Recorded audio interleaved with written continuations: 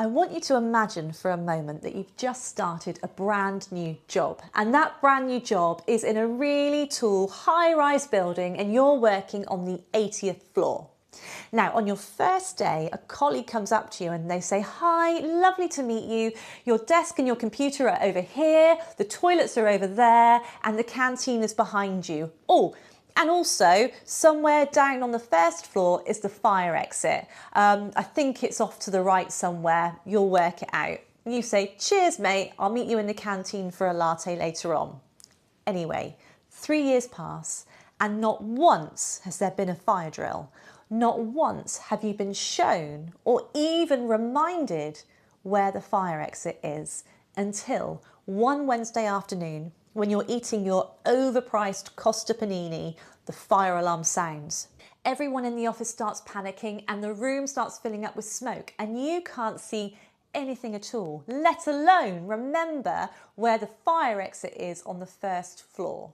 Now, this situation isn't dissimilar from how we're educating children about their mental health at the moment. Currently in the education system, there's so much emphasis on maths and English, the academic subjects, and mental health education is treated as a nice to have, a bit of a tick box exercise. But ultimately, if a child has bad mental health, how are they going to excel in the academic subjects? How are they going to do well in their maths and their English lessons? As a children's therapist, I'm constantly meeting children who are struggling with school, with their mental health.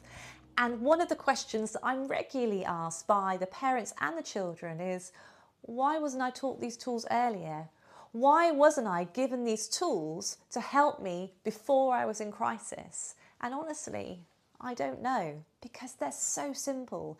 And actually, if we were more proactive rather than being reactive around children's mental health, then maybe we wouldn't have the mental health crisis that we have at the moment. So that's why I've created Tools Before Crisis. I'm taking a proactive approach and I'm going into primary schools and talking to children in Key Stage 1, 6, 7 and 8-year-olds and giving them the tools that they don't currently have to help support their mental health, helping them understand their minds and giving them the tools to cope if things get bad.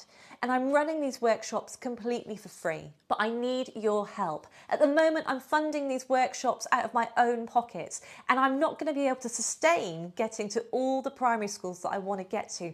I want to start off in East Devon, then Exeter, then move across the rest of Devon, and then eventually the West Country, and hopefully taking Tools Before Crisis further out into the UK. So I'm looking for people and businesses to help me fund this, because one child's place on a workshop only costs a £5, and a £5 in the grand scheme of things to support a child's mental health is nothing, especially if that means that going into adulthood, they have the tools to help them if things get bad.